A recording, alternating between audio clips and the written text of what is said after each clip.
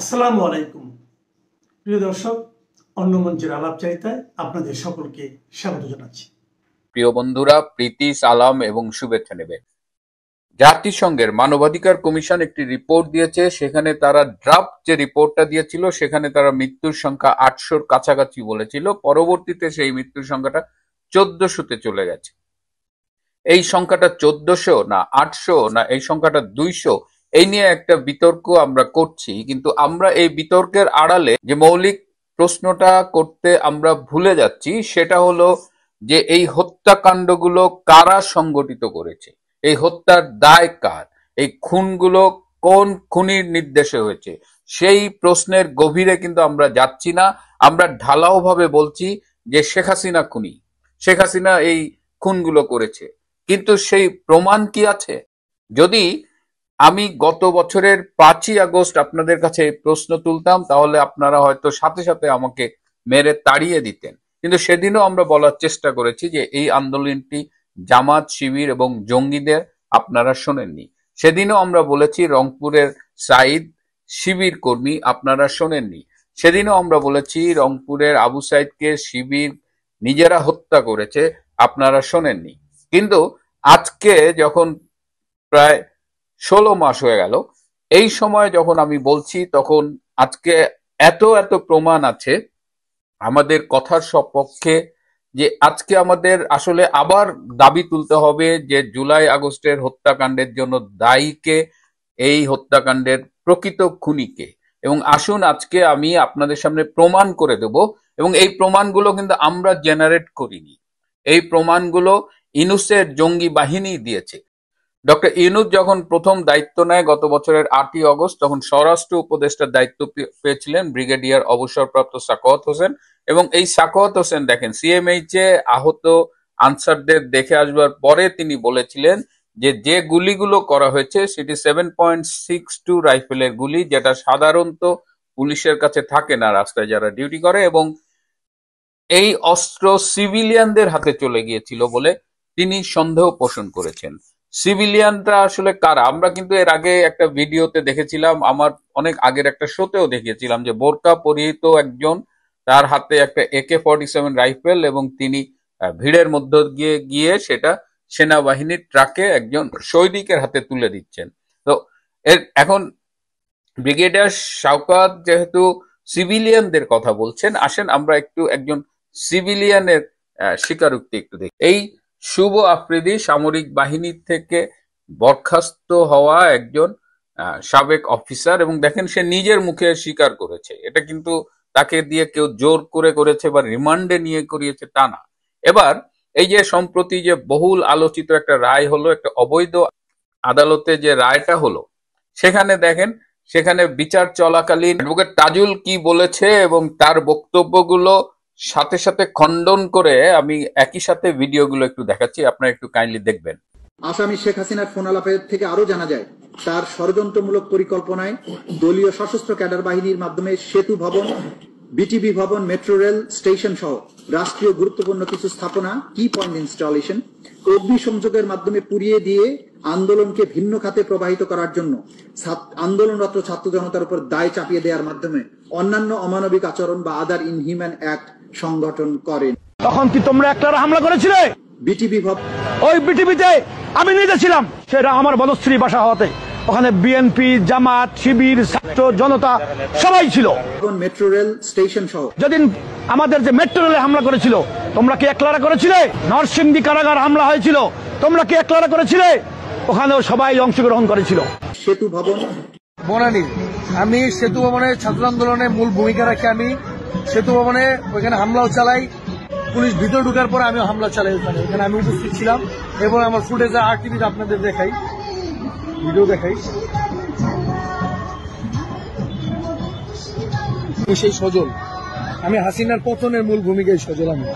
এই যে আমার ভিডিও, এই যে এটা হচ্ছে 71 টেলিভিশনের, এই যে আমি, আর এই যে RTVতে সেতু ভবনের ফুটেজ, এই যে আমি, এই যে এটা আমি কিং সজল। আইন যদি মানতে যেতাম তাহলে কিন্তু এই বিপ্লবগুলো হতো না। মেট্রো রেল যদি মেট্রো রেলে আগুন না দেওয়া হতো, যদি পুলিশদেরকে না মারা হতো, তাহলে এই বিপ্লবটা এত সহজেই অর্জিত হতো না, কিংবা এই ফ্যাসিবাদের পতন নিশ্চিত করা যেত না। যদি মেট্রো রেলে আগুন না দেওয়া হতো, যদি পুলিশদেরকে না মারা হতো, তাহলে এই বিপ্লবটা এত সহজেই অর্জিত হতো না, কিংবা এই ফ্যাসিবাদের পতন নিশ্চিত করা যেত না। আমি নিজে পুলিশের সাথে মারামারি করেছি, পুলিশের গায়ে হাত দিয়েছি। এখন যদি কোনো মতে যদি শেখ হাসিনা ফিরে আসে, সে আর জোর করে কিছু করা লাগবে না, সে রাষ্ট্রীয় নিয়মে আমাকে ফাঁসি দিতে পারবে।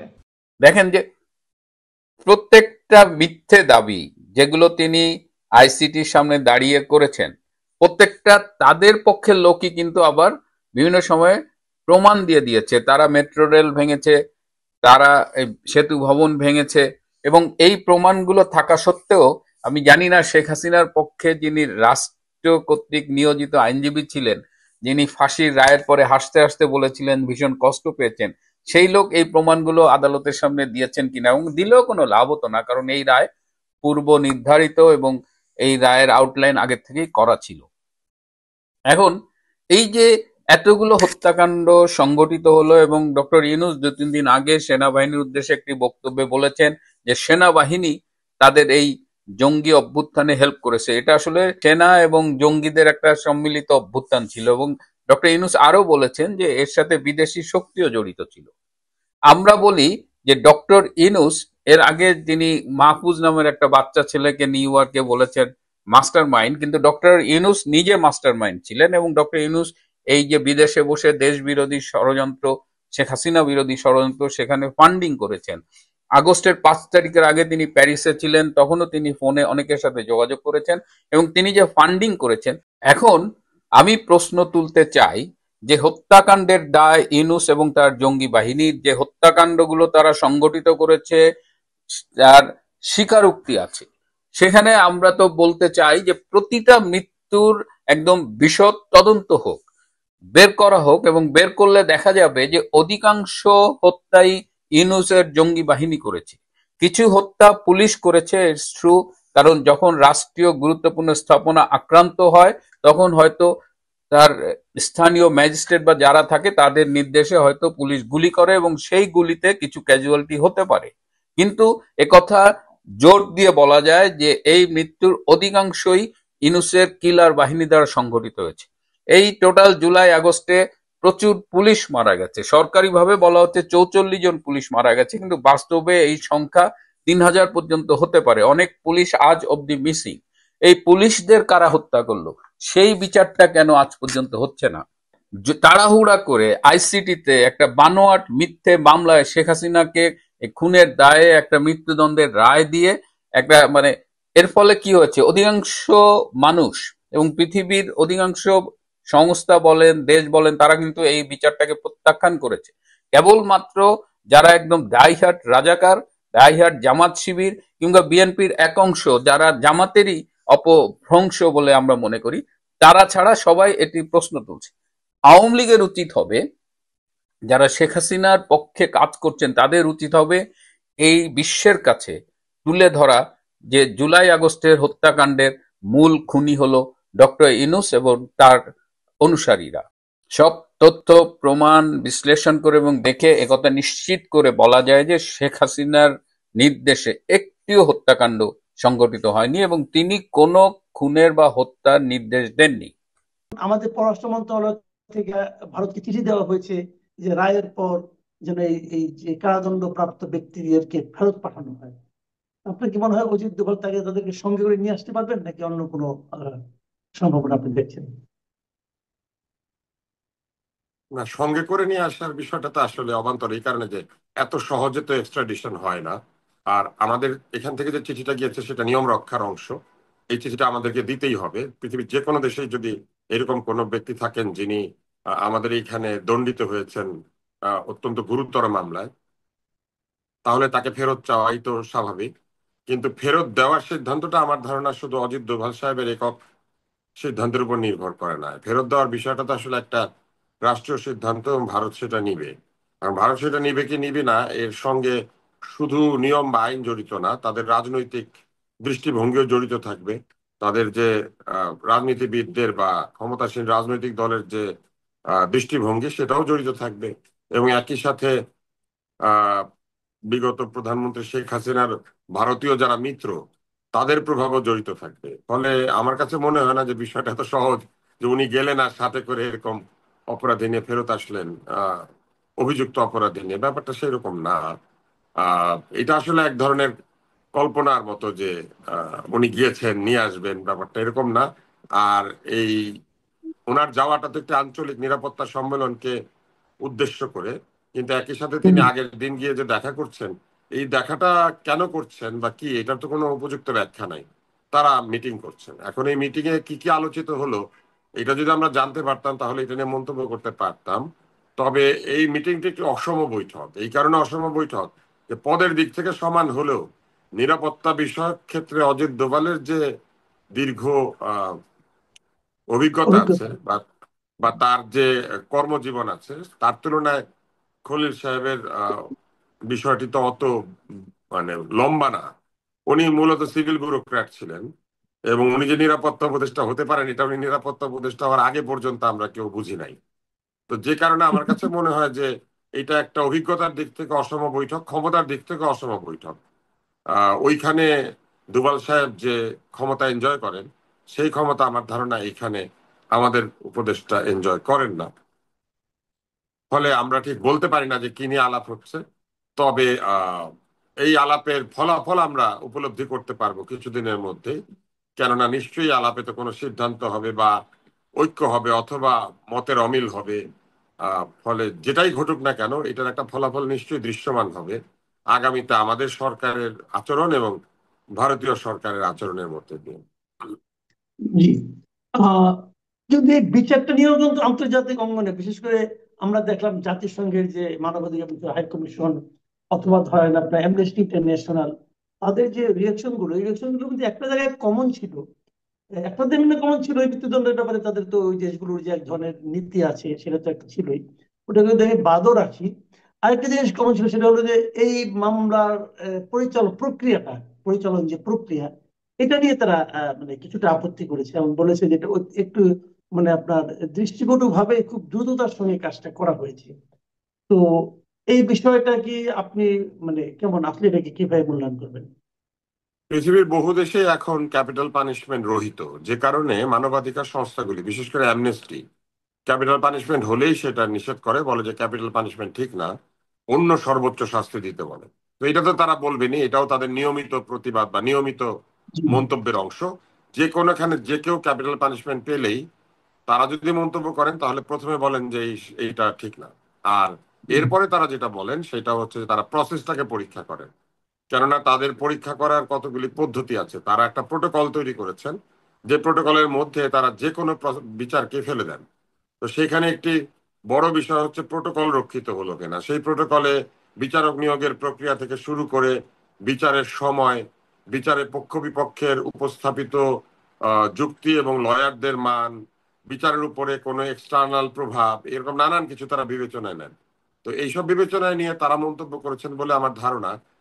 পশ্চিমা সমাজে বিচার সম্পর্কে যে ধরনের সামাজিক অনুভূতি বা সামাজিক ক্রিয়া প্রতিক্রিয়া কাজ করে, আমাদের দেশে কিন্তু এটা কাজ করে না। আমাদের দেশে কিন্তু আমাদের প্রথমত যে কোনো বিচারকে আমরা খুব একটা যে আস্থার সঙ্গে দেখি, ব্যাপারটা সেরকম না। আপনি দেখবেন যে আমাদের এখানে বিচার নিয়ে মানুষের মধ্যে নানান রকম অভাব অভিযোগ আছে। ফলে আমাদের এখানে এটা যেমন একটা প্রক্রিয়া, আরেকটা হচ্ছে আমাদের দেশে আমরা শাস্তিমূলক বিচারকে সবসময় ন্যায় বিচার বলে মনে করি। আমাদের এখানে কিন্তু আপনি লক্ষ্য করবেন যে শাস্তি আমরা প্রত্যাশা করি যে কোনো বিচারে, এবং শাস্তি যত ভয়ঙ্কর হয় আমরা মনে করি বিচার তত কঠোর হয়েছে। পশ্চিমাদের সঙ্গে এখানে আমাদের একটা তফাৎ আছে। পশ্চিমারা মনে করে যে শাস্তি অ্যাপ্রোপ্রিয়েট এবং শাস্তি একটা কারেকশনাল মেজার। তারা মনে করেন যে যাকে শাস্তি দেওয়া হচ্ছে সে কারেক্টেড হবে। আর আমাদের এখানে মনে করা হয় যে যাকে শাস্তি দেওয়া হচ্ছে তার কারেকশনের কোনো সুযোগ নাই, তার ভালো করে শাস্তি দিয়ে সোজা করতে হবে। তো এইটা আসলে সাংস্কৃতিক পার্থক্য। এবং সাংস্কৃতিক পার্থক্যটার কারণ কি জানেন? আমরা ঔপনিবেশিক শাসনে মধ্যে আমাদের আইন তৈরি হয়েছে। আমাদের এইখানে ঔপনিবেশিক শক্তি আমাদেরকে শাস্তি দিতে চাইতো বা আমাদেরকে সোজাই করতে চাইতো, যে কারণে আমাদের আইনগুলি তাদের দেশে প্রচলিত আইনের মতো হলেও কিছু কিছু ক্ষেত্রে আমাদের এখানে অনেক বেশি নিবর্তনমূলক এবং অধিকারহীন, যেটা তাদের দেশে অধিকার যুক্ত আর কি। তো এইসব কারণে পশ্চিমারা এখন তাদের স্ট্যান্ডার্ড দিয়ে আমাদেরকে বিচার করে, যে স্ট্যান্ডার্ডটা আবার তারাই সেট করে দিয়ে গিয়েছিল। যেমন এই ক্যাপিটাল পানিশমেন্টের ব্যাপারটা কিন্তু তাদেরই সেট করা, আমাদের এখানে সেট করা না। আমাদের দেশে এই পশ্চিমারা আসার আগে মৃত্যুদণ্ডের বিধান ছিল শিরচ্ছেদ অথবা আহ একটা দেয়ালের মধ্যে ঘর তুলে আটকে দেওয়া হইতো, জীবন্ত পুঁতে ফেলা হইতো, অথবা আমাদের এখানে শুলে চড়ানো হইতো। আপনি দেখবেন যে আমাদের এখানে কিন্তু ফাঁসি দিয়েছে মুঘলরা, এইটা নাই, মানে এই এই কথাটা নাই যে মুঘলরা ফাঁসির শাস্তি দিয়েছে। মুঘলদের শাস্তি ভিন্ন ছিল। তো এখন এই যে শাস্তির প্রকার ভেদটাও কিন্তু আমাদের এখানে পশ্চিমারাই করেছে। আবার পশ্চিমারাই এখন তাদের প্রসেস অনুযায়ী এটাকে বিচার করে। তাহলে আমি এগুলাকে খুব একটা ভালো মন্দ দৃষ্টিতে দেখি না। তাহাদের কথা তাহারা বলে, আমাদের কাজ আমরা করি, ব্যাপারটা বহুদিন থেকে এইরকম। তো তাহারা তাহাদের মতো বলিয়া যায়, আমরা শুনলে শুনি, না শুনলে শুনি না। তবে এইটা ঠিক যে এটার সঙ্গে বাংলাদেশের যে সভ্য হওয়ার একটা ব্যাপার আছে না, আমাদের প্রধান উপদেষ্টা বলেছেন না আমরা জুলাই সনদের মধ্যে দিয়ে সভ্য হলাম।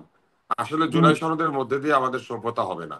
আমাদের সভ্যতা হবে যখন আমরা প্রকৃতই পৃথিবীর মানদণ্ডে যে সভ্য দেশগুলি আছে সেই সভ্য দেশের সঙ্গে তাল মিলিয়ে আমাদের সভ্যতা দেখাতে পারবো। এবং সেই ক্ষেত্রে আমি মনে করি যে আমাদের সভ্য হতে এখনো বাকি আছে। আচ্ছা, আরেকটা জিনিস, আজকে ইলেকশন কমিশনের সঙ্গে পলিটিক্যাল পার্টিগুলো মিটিং করেছে।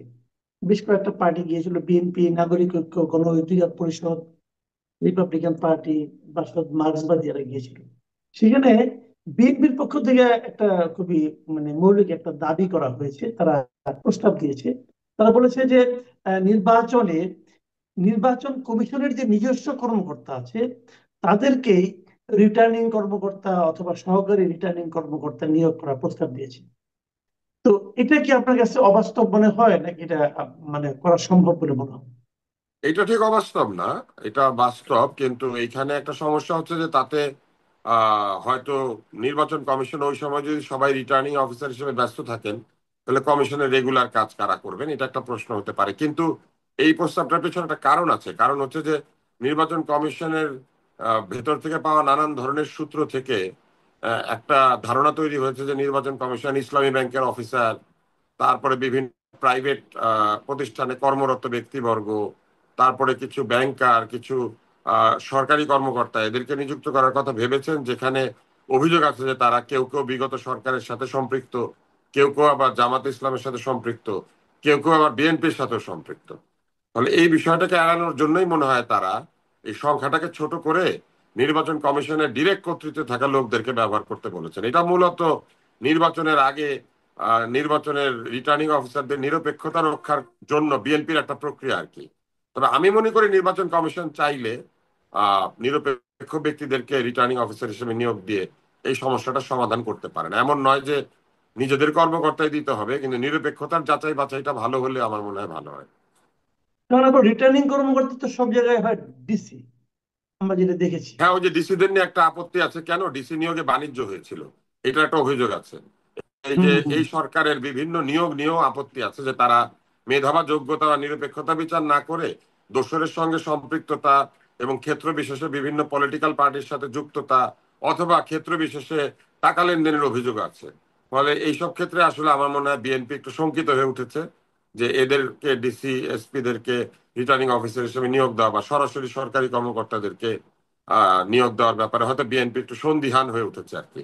এটাকে আমি নেগেটিভ বা পজিটিভ কোনোভাবেই দেখি না। আমি মনে করি যে নির্বাচনের আগে দলগুলি বিভিন্নভাবে নিজেদের অবস্থানকে সুদৃঢ় করতে চায়। বিএনপির এটা একটা প্রক্রিয়া আর কি। বিএনপি চাইছে যে যাতে কোনোভাবেই তাদের উপযুক্ত ক্যান্ডিডেটের মনোনয়ন বাতিল না হয় আর কি। এখানে আরেকটা কথা, আমি আমি যেটা আমি পার্সোনালি যেটা মনে করি আর কি, এটা আপনার সঙ্গে শেয়ার করি। এটা হলো যে এই যে সরকার এখন নির্বাচনের আগে সব জেলার ডিসিবিলিটি পরিবর্তন করতেছে। অলরেডি শুনলাম যে 50টা 52 জন পরিবর্তন হয়েও গেছে। তো এটা তো এই সরকার না করলেও পারে, কারণ আমরা জানি যে ইলেকশন কমিশন যখন শিডিউল ঘোষণা করবে তখন থেকে তো পুরো প্রশাসন ইলেকশন কমিশনের আন্ডারে চলে যাবে। তো ওই সময় ইলেকশন কমিশনই তাদের নিজস্ব বিবেচনায় নতুন করে সবাইকে পরিবর্তন করলেই পারে। তাহলে কিন্তু আমার মনে হয় যে এই যে বিএনপি অমুকে বিএনপি, তুমুকে আওয়ামী লীগ, তুমুকে জামাত, তুমুকে এনসিপি, এই সমস্ত অভিযোগ থেকে কিন্তু আমরা মুক্ত হতে পারি। এটা আপনি কি মনে করেন?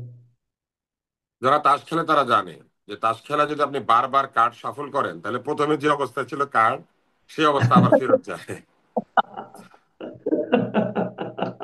তো এই নির্বাচন কমিশনের আগে একবার নেড়ে চেড়ে দিল যাতে নির্বাচন কমিশন আবার নাড়লে আগের অবস্থায় ফিরে যায়। এটা একটা সমস্যা। আর দ্বিতীয় সমস্যা হচ্ছে এই সরকারের নিরপেক্ষতা নিয়ে যথেষ্ট প্রশ্ন আছে। বিএনপি সরাসরি প্রশ্ন তুলেছে এবং তাদেরকে বলেছিল যে নির্বাচনের তফসিল ঘোষণার সাথে সাথে তারা যেন তত্ত্বাবধায়ক সরকারের মতো আচরণ করেন, অন্তর্বর্তী সরকার না থাকেন। এর মানে কি? এর মানে হচ্ছে অন্তর্বর্তী সরকার তত্ত্বাবধায়কের মতো নিরপেক্ষ না, এই কথাটা বিএনপি ঘুরিয়ে পেঁচিয়ে বলেছে। তো সেই কারণে আমার মনে হয় যে এরাও খুব প্রমাণ করার চেষ্টা করছেন যে আমরা খুব নিরপেক্ষ। এই অন্তর্বর্তী সরকারের আসলে এখন আর এটা কোনো সুযোগ নাই। এই অন্তর্বর্তী সরকার যে নিরপেক্ষ না, এটা তারা বেশ ভালোভাবে প্রমাণ করেছেন। ফলে এখন তারা যাই করেন না কেন, এইটা বরং তাদের এই অনিরপেক্ষতার যে চেহারা তৈরি হয়েছে সেটাকে কোনোভাবেই মোচন তো করবেই না, উল্টা এটা একটা ডেসপারেশন শো করবে যে ঠাকুর ঘরে কেড়ে আমি কলা খাই না, আমি কলা খাই না, ব্যাপারটা এরকম হয়ে গেল আর কি। কারণ আমরা দেখেছি তারা কিভাবে বিভিন্ন পছন্দের দল এবং ব্যক্তিকে তারা প্রিভিলেজ দিয়েছেন, সুবিধা দিয়েছেন, আশ্রয় প্রশ্রয় দিয়েছেন, ক্ষেত্র বিশেষে তার আশকারা দিয়েছেন। আশকারা শব্দটা আমি ব্যবহার করলাম আর কি। হুম, হুম, হুম। তাহলে এটা কি তাহলে নির্বাচনের নিরপেক্ষতাকে এই সরকার তাহলে বজায় রাখতে পারবে আলটিমেটলি? আপনার কি মনে দেখেন, হয়? এই সরকারের নিরপেক্ষতার জায়গাতে বেশ কিছু প্রশ্ন তখনই তৈরি হয়েছে যখন সরকারের ভেতরে থাকা একজন ব্যক্তি বের হয়ে রাজনৈতিক দল গঠন করেছেন। তিনি কি জানতেন না তিনি রাজনৈতিক দল গঠন প্রক্রিয়ার সাথে যুক্ত? উনি কি হঠাৎ সকালবেলা সিদ্ধান্ত নিয়েছেন আর বিকালে বের হয়ে গিয়েছেন? মোটেও না। এই প্রক্রিয়াটা যখন সম্পন্ন হচ্ছিল, এই সম্পন্ন হওয়ার প্রক্রিয়ার মধ্যে নিশ্চয়ই এই দলের যিনি সভাপতি হয়েছেন তার যুক্ত থাকারই কথা। তিনি কি বিযুক্ত থেকে এটা হয়েছিল? তার মানে ক্ষমতায় বসে থাকা অবস্থায় বাইরে একটি রাজনৈতিক দল গঠনের ক্ষেত্রে মানসিক ভূমিকা অথবা পরামর্শের ভূমিকা অবশ্যই ছিলেন তিনি, এটা অস্বীকার করতে পারা যাবে না। তাইলে শপথ ভঙ্গ করেছে না? আপনি একটা তত্ত্বাবধায়ক সরকারের ভিতরে থেকে বাইরে রাজনৈতিক দল তৈরি হচ্ছে, সেইটা তৈরির প্রক্রিয়া আপনি মানসিক সমর্থন, বুদ্ধিবৃত্তিক সমর্থন কেন দিবেন? এটা হচ্ছে এক। দ্বিতীয় হচ্ছে এই সরকারের আরেক উপদেষ্টা বলেছেন আমি নির্বাচন করব। উনি নির্বাচন করবে মানে উনি 2 দিন পরে অনিরপেক্ষ হয়ে যাবে, কোনো না কোনো দলের টিকিট নিবে। তো যেই দলের টিকিট উনি নিবে, উনি কি সেই দলের সঙ্গে যুক্ত না? আমরা কিন্তু এর আগে দেখেছি ওই দলের সঙ্গে উনি নাস্তা খান, উনি কেক খান, পেস্ট্রি খান, ছাগল খান, হাঁসের মাংস খান, তো বিভিন্ন খাওয়া দাওয়া করেন। তো তাইলে উনি এখন যে কাজগুলি করছেন সেটা কি ওনার যে দলে উনি যোগ দিবেন সেই দলের বিপক্ষে কিছু করছেন? সেই দলের স্বার্থহানি হয় এমন কোন সিদ্ধান্ত তিনি নিচ্ছেন না। তো না নেওয়া মানেই তো হচ্ছে উনি কোন একটি দলের দিকে তার এক ধরনের মায়া মমতা আছে। তাহলে এটা আরেকটা ঘটনা। এবং এর বাইরে একাধিক ব্যক্তি আছেন যাদেরকে আমরা দেখেছি যে তারা নানাভাবে এক ধরনের পক্ষপাত তারা প্রদর্শন করেছেন। আমি অযথা নাম বলতে চাই না। আমি এখানেও কিন্তু দেখেন কারো নাম বলি নাই। এখন কেউ যদি এখানে নিজেকে ভেবে নেন, ভেবে নিতে পারেন, কিন্তু এই সরকারের নিরপেক্ষতা বিভিন্ন জায়গাতে তারা কাজের মাধ্যমেই আহ প্রশ্নবিদ্ধ করেছেন। জি, আমি এখন একটা শেষ প্রসঙ্গে আসছি।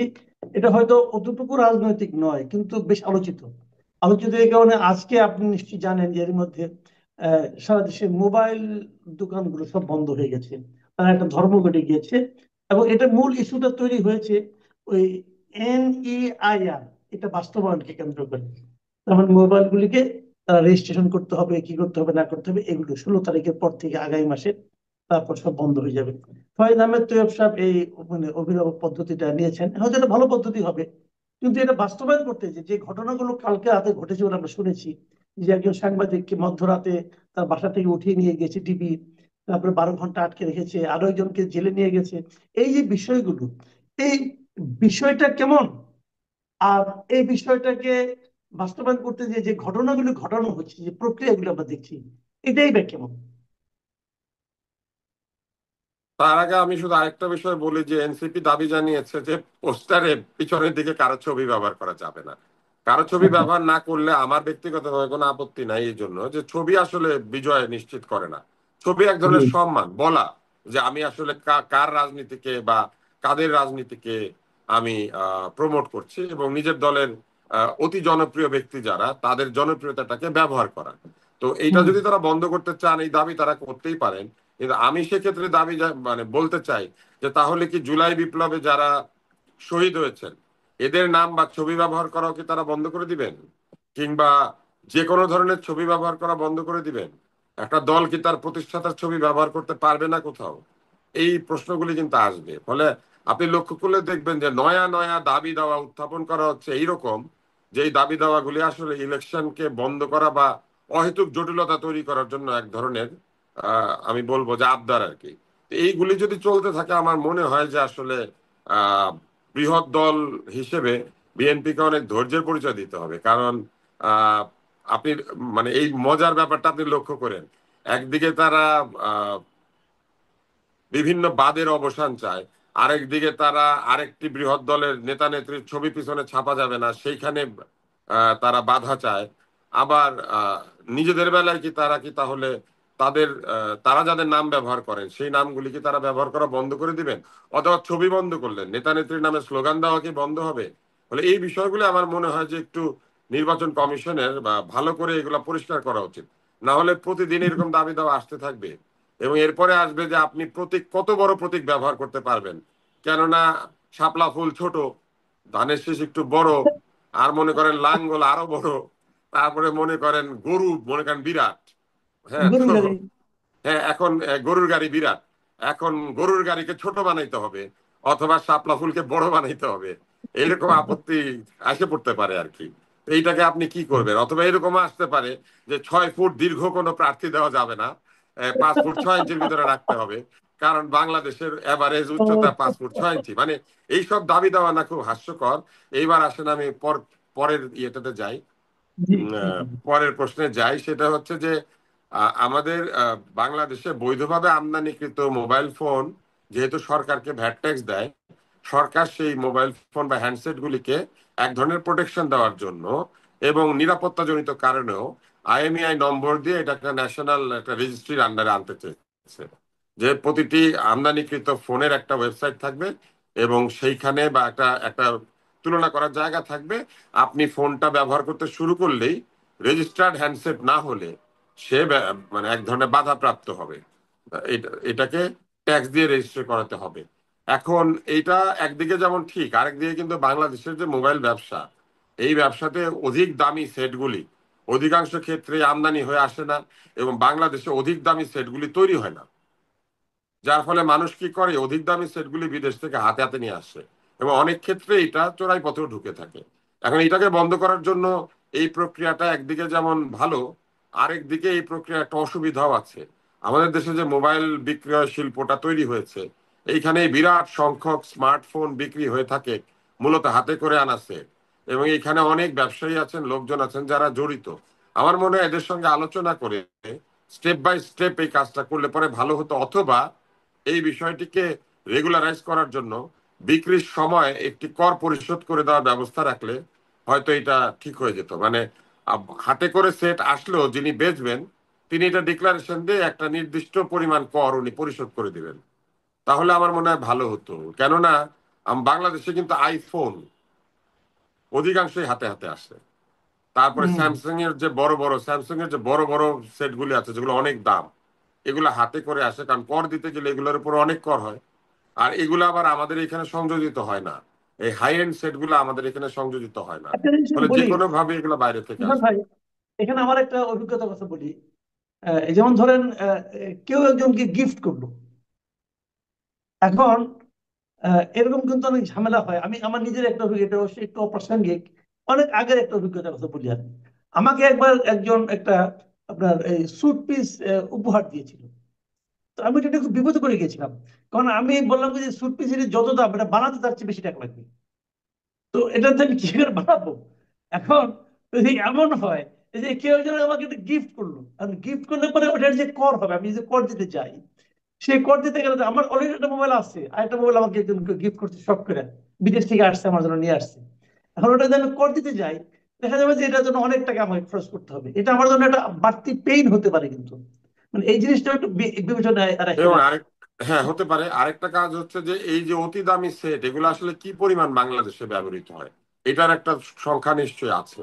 ফলে এই অতি জি। দামি সেট গুলার ক্ষেত্রে মূল্যের ভিত্তিতে কর সেট না করে আমার মনে হয় এককালীন একটা কর ধরে দিলে ভালো হয়। যেমন রাইট ভিডিও রাইট। ক্যামেরার ক্ষেত্রে 15,000 টাকা একটা কর ধরা আছে, এরকম কিছু কিছু ক্ষেত্রে কনসোলিডেটেড কর ধরা আছে, দাম যাই হোক কর এত হবে। তা আমার জি। মনে হয় 5,000 বা 10,000 টাকা একটা কর ধার্য করে দিলে তাহলে যে কেউই 5,000 টাকা, কারণ 2 লাখ টাকার দাম সেটের, তো উনি 5,000 টাকা কর দিবে বা 10,000 টাকা কর দিবে, এরকম একটা সিস্টেম করে দিলে ভালো হয়। আরেকটা হচ্ছে অনেকে হাতে করে সেট আনেন, বলা হয়েছে একটা সেট আনতে পারবেন। এখন ওই একটা সেট তো কর ছাড়া রেজিস্ট্রেশন হবে, সেটা নিশ্চয়ই কোনো একটা সিস্টেম বার হবে। কিন্তু যেটাই হোক, আমার মনে হয় একটা সেট সঠিক না। একজন ব্যক্তি যদি বহুদিন বিদেশে থাকেন অথবা বেশ কিছুদিনের জন্য বিদেশে গিয়ে হাতে করে একটা সেট আনেন, এমন হতে পারে যে তার অ্যাডাল্ট বাচ্চা আছে, একটা বউ আছে, তো ওনারা অন্তত 2টা সেট আনতে দেওয়া উচিত। আমি মনে করি না যে একটা সেট এটা কম হয়ে যায়। আচ্ছা, আর এই উনি যে নিজে যদি একটা রাতের নিজের বেলায় যে জন্য নতুন ধরে কিনেন, না, এটাই কি বলবেন? একটা নতুন কিনেন, তাহলে স্ত্রীর জন্য একটা কিনতে চাইতে পারেন। তাহলে উনি হ্যাঁ, একটা কিনলেন, তাহলে 2টা নতুন হয়ে গেল। তো তাহলে উনি 2টা নতুন সেট হ্যাঁ। নিয়ে ঢুকবেন কিভাবে? তো এই জন্য আমার মনে হয় অন্তত 2টা থাকা ভালো। আর ওই রাতের বেলায় যে ধরে আনার ব্যাপারটা, ওটার সম্পর্কে কিছু বলবেন কিনা? আচ্ছা, এই জিনিসটা আসলে একটা ব্যাড প্র্যাকটিস। এগুলো হচ্ছে ক্ষমতার প্রদর্শনী। মানুষ যদি হুম। প্রতিবাদ করতে চায় করুক না। এই মোবাইলওয়ালারা প্রতিবাদ করে মানে কি করবে আসলে? ধরেন বিরাট প্রতিবাদ করলো, মোবাইল ফোন বন্ধ রাখলো, বেচলো না, মেরামত করলো না, ধরেন এর চেয়ে বেশি কি করবে আসলে?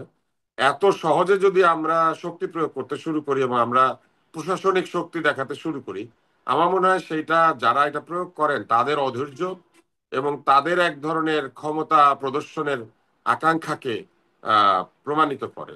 এবং এই যে আইনটাতে উনি করে যাচ্ছেন, ধরেন নির্বাচিত সরকার এসে কিন্তু এটা বাদ দিয়ে দিতে পারে, কালকে দিতে পারে হুম। না। তো এই মাত্র 2-3 মাসের জন্য এই বাহাদুরি না করাটাই মনে হয় আমার মনে হয় ভালো। তার মধ্যে উনি একজন বিদেশি নাগরিক, ওনার দেশে তো এই জিনিসই নাই। মোবাইল ফোন নিয়ে ওরা মাথা ঘামায় এইভাবে আমাদের মতো? কে কোনটা কোন দেশ থেকে আনলো, কোথা থেকে ঢুকলো, কোথা থেকে গেল না, উনি যে দেশে থাকেন অন্তত ওই দেশের নিয়মগুলো এখানে একটু চালু করে দিলেই তো পারে, কিন্তু সেটা তো করছে না। তো এই জন্য আমি মনে করি যে এগুলা আসলে ক্ষমতার নগ্ন প্রদর্শনী। ক্ষমতা চিরকালই প্রদর্শন করে নগ্নতায়। আপনি নিশ্চয়ই সেই গল্পটা জানেন যে রাজার একটি অদৃশ্য কাপড় সেলাই করলো জি। তার চামচারা। রাজা হাটে নগ্ন, একটা শিশু বলে বসলো, এ কি রাজা, তুমি তো নগ্ন। এর আগে পর্যন্ত কেউ বলে নাই যে রাজা নগ্ন। তো ক্ষমতার এই নগ্নতা চিরকালই প্রদর্শিত হতে থাকে। আমাদের জি। মতো 2-1 শিশু সুলভ ব্যক্তি হঠাৎ বলে উঠে যে রাজা তুমি তো নগ্ন। আমাদের এই শিশু সুলভ বিষয়টিকে ক্ষমার দৃষ্টিতে দেখাই ভালো। আমরা শিশু, আমরা বুঝি না। শিশু আর উন্মাদ ছাড়া তো কেউ নিরপেক্ষ হতে পারে না। তো এই জন্য আমরা হয় শিশু নইলে উন্মাদ, এবং এই উন্মাদ শিশু আমরা কথাবার্তা বলি, এইটা এইভাবে দেখাই ভালো। কিন্তু এই যে ধরে নিয়ে যাওয়া হয়েছে তাকে, সে এমনকি একটি বড় আহ কোন পত্রিকার সম্পাদকও না। এই পত্রিকাটা মৃতপ্রায়, এটার অনলাইনও মৃতপ্রায়। ফলে এই জিনিসটা করে আর রাতের তুলে নিয়ে যাওয়ার কি আছে? দিনের বেলা নিলেই তো হইতো, মানে রাতের 12টায় নিতে হবে মানে। এগুলি আসলে আমার কাছে মনে হয় যে এগুলো এক ধরনের ভীতি প্রদর্শন। ঠিক না আর কি, জি। এগুলো করা না করলেই ভালো। অনেক ধন্যবাদ। অনেক ধন্যবাদ জনাব আব্দুল নূর তুষার। প্রিয় দর্শক, আপনারা শুনলেন জনাব আব্দুল নূর তুষারের আলোচনা। আমরা চেয়েছিলাম আলোচনাটা একটু ছোট রাখতে, কিন্তু তুষার ভাইয়ের স্বভাবই এরকম, আর ওনার বৈশিষ্ট্যটাই এমন যে ওনার কথা শুনতে থাকলে শুনতে ইচ্ছে করে। আমার ধারণা আপনারা এটা এনজয় করেছেন। সবাই ভালো থাকবেন। এখন এ পর্যন্ত।